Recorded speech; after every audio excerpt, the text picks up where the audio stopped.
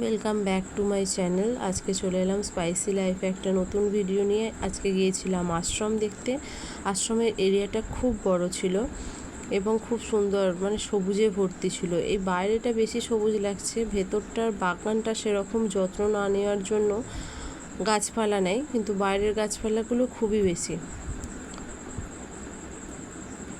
আমরা গিয়েছিলাম দুপুরের জলখাবেলার দিকে, মানে ধরুন 10টার দিকে।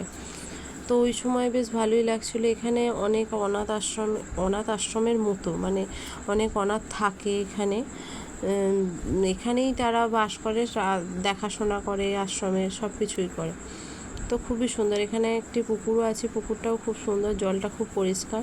আর এখানে সব থেকে আর একটা জিনিস যেটা দেখলাম, আশ্রম মানেই নতুন কিছু আইডিয়া। তো এখানে সোলার সিস্টেমের মাধ্যমে সব কিছু হয়, মানে ধরুন বিদ্যুৎ, সব কিছু সাবমার্সেলের মতো যেটা বলতে পারেন, সবটা সোলারের সাহায্যে। ওটা ছবিটা তুলেছিলাম, কিন্তু সেভাবে স্পষ্ট দেখা যায়নি। আর ভিডিওটা এতটা নড়ার কারণ হচ্ছে একটু ভয়ে ভয়ে ভিডিও করছিলাম, কারণ অনেক সময় রেস্ট্রিকশন থাকে যে ভিডিও করা যাবে না। একটা সময়ে আমি একদিন ধরুন একটা আশ্রমে গিয়েছিলাম, বেলুড় মঠ, সেখানে কিন্তু এই ভিডিও করতে গিয়ে আমি বকানি খেয়েছিলাম। তো এই জন্য এবারে একটু সাবধানতা অবলম্বন করে এটা করার চেষ্টা করেছি। এটা হচ্ছে প্রেয়ার হল। এখানে সন্ধ্যাবেলা সব ঠাকুরের নাম কীর্তন করে। তো এই জায়গাটাও বেশ খুব সুন্দর। আর সামনে যে জায়গাটা দেখছেন, যেটা রং করা নেই, ওখানে সব যারা কাজকর্ম করেন সবাই থাকেন, দেখাশোনা করেন, সবাই ওখানে থাকেন। মন্দিরটাই নতুন করে নির্মাণ করা হয়েছে, যার জন্য মন্দিরের কালারটা দেখবেন খুবই সুন্দর, এখনও পর্যন্ত বজায় আছে।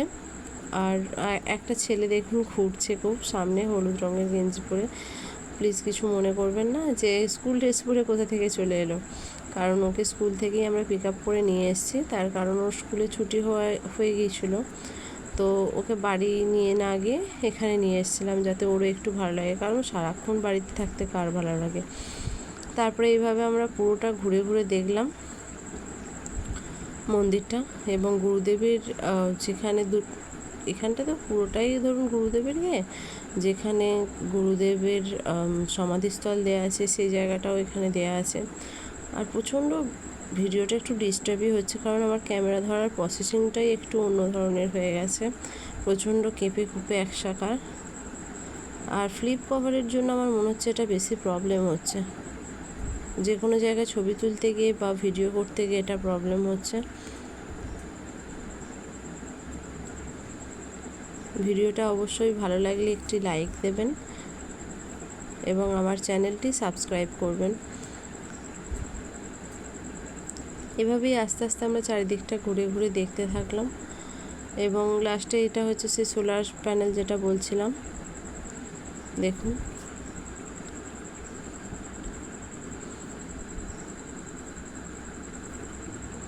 আমি যেহেতু বলতে গেলে দিদির সাথে নয়, আমি একাই এসেছিলাম। তো আজকে এইখানে ভিডিওটা শেষ করছি।